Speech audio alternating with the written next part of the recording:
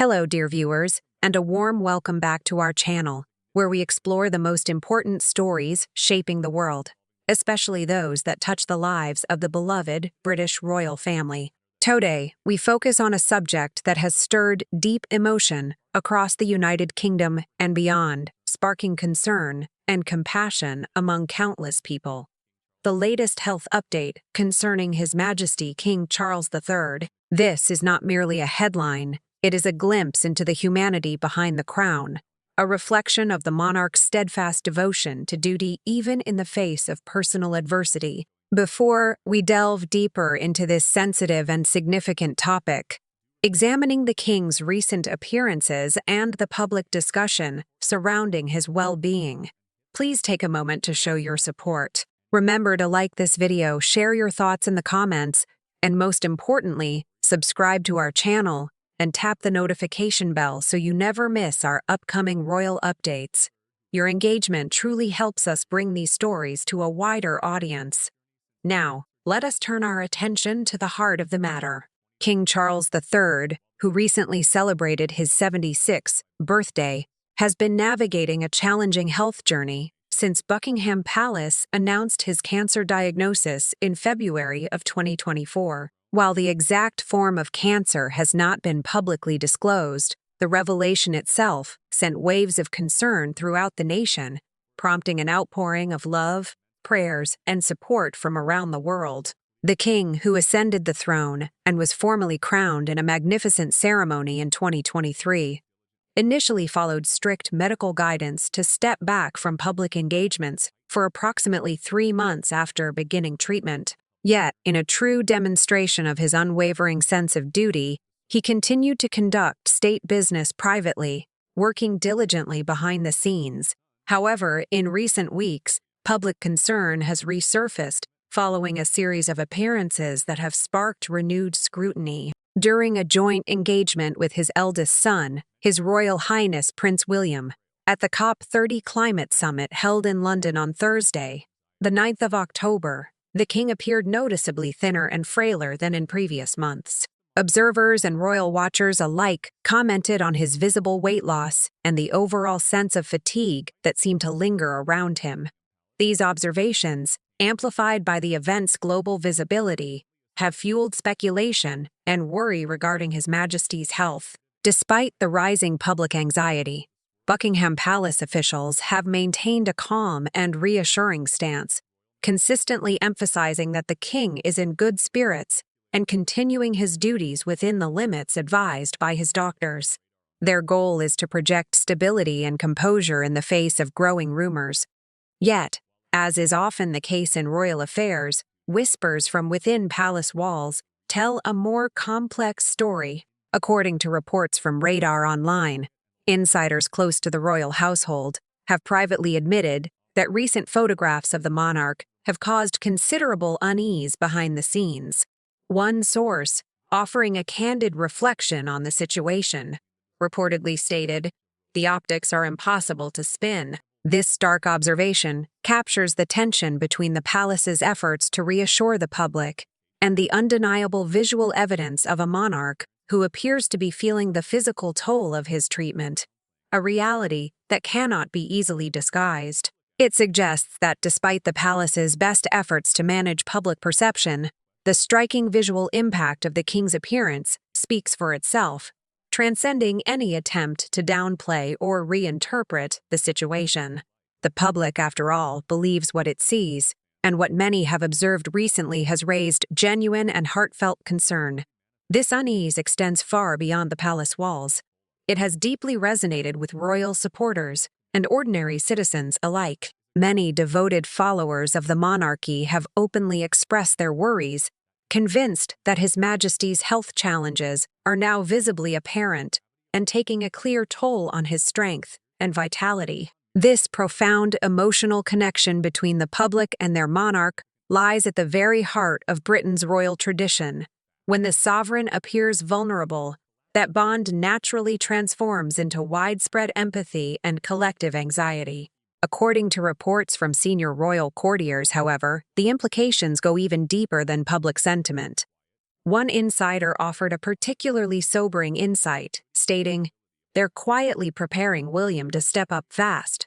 The illusion of perfect health is collapsing." This revealing remark, if accurate, paints a vivid picture of a monarchy quietly but deliberately preparing for any eventuality. It indicates that while the official communications strive to project calm and continuity, there is a discreet yet accelerated effort behind the scenes to ensure stability and readiness for the future.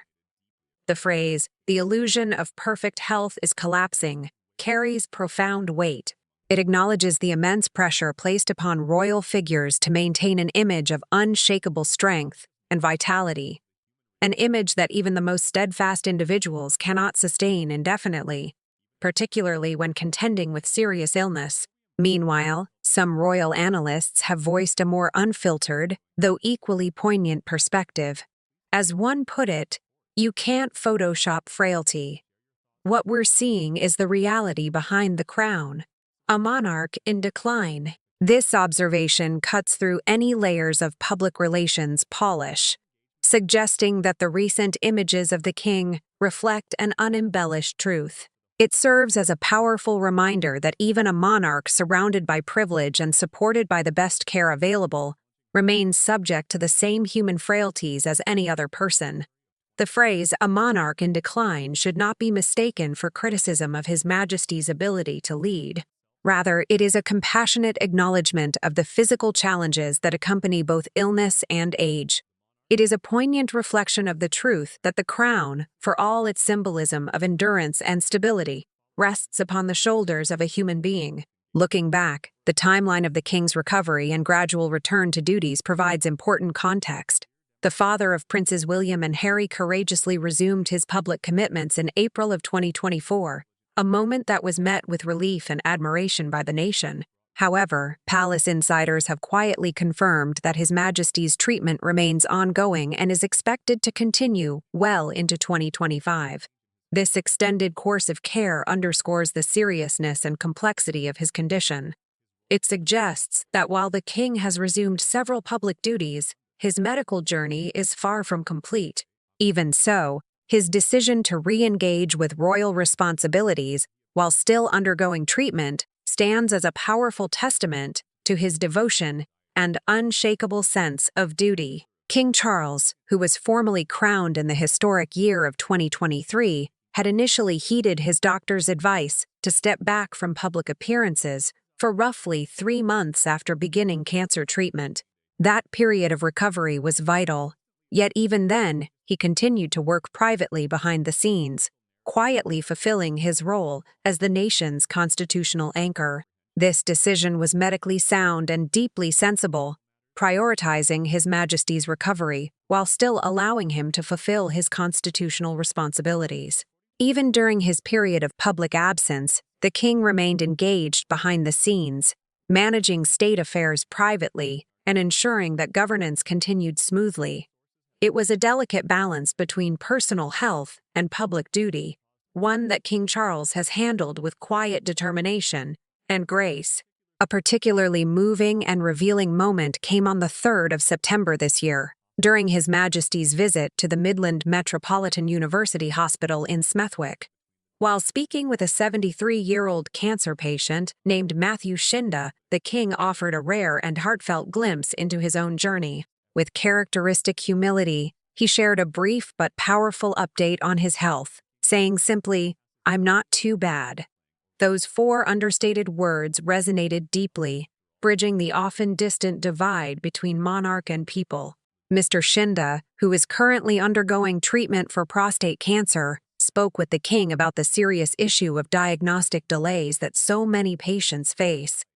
The king's response was immediate, empathetic, and deeply human. "I'm very sorry about that. It's so frustrating." He went on to add a thoughtful reflection that revealed both his personal understanding and his awareness of broader healthcare challenges. "Half the problem is detecting it, isn't it, in time?" Later in their exchange, His Majesty offered a note of cautious optimism. "The great thing, I think, is they're getting better and better at dealing with these things. The trouble is, there's always hope down the road." These words capture the complex reality of living with cancer, the dual experience of progress and uncertainty, of hope intertwined with hardship. They highlight a monarch who not only endures his own battle with quiet fortitude, but also uses that experience to connect with others who walk the same difficult path. The visit to Smethwick was far more than a routine royal engagement. It was a profound moment of shared humanity, a king showing empathy, understanding, and courage in the face of personal adversity. His willingness to speak, even briefly, about his health offered the public an authentic connection to the person behind the crown. In doing so, King Charles reminded the world that beneath the regalia and centuries of tradition stands a man of compassion, facing the same vulnerabilities that touch every family. The implications of these developments reach far beyond individual health. The well-being of the sovereign is inextricably linked to the stability and perception of the monarchy itself. While Prince William continues to prepare for his eventual role, there is now a renewed sense of urgency surrounding that process. The public's emotional connection to the royal family means that any visible struggle from the monarch provokes a shared response of concern, empathy, and admiration for the burden he carries. It reminds us that the monarchy, while steeped in ceremony, is also a profoundly human institution. Its strength, continuity, and dignity are all mirrored in the resilience of the individual who wears the crown. In conclusion, King Charles III's ongoing health journey remains at the center of national and international attention. His recent appearances have sparked understandable concern, contrasting with the calming reassurances issued by Buckingham Palace. Though his duties have been adjusted to accommodate his treatment, he continues to serve with admirable perseverance. The King's interaction with Matthew Shinda offered a rare and heartfelt insight into his personal experience, a poignant moment that revealed both empathy and strength. It was a reminder of the immense challenges that come with the throne and the extraordinary humanity required to bear them. This chapter in the monarch's life invites reflection not only on his courage, but also on the enduring bond between the crown and the people it serves. What are your thoughts on the king's current situation? How do you interpret his recent appearances, and what do you believe this means for the monarchy's future? Share your perspectives respectfully in the comments below. We always value your insight. Don't forget to like this video, subscribe to our channel for more thoughtful royal analysis, and stay tuned for our next update on the ever-evolving story of the British monarchy. Thank you for watching.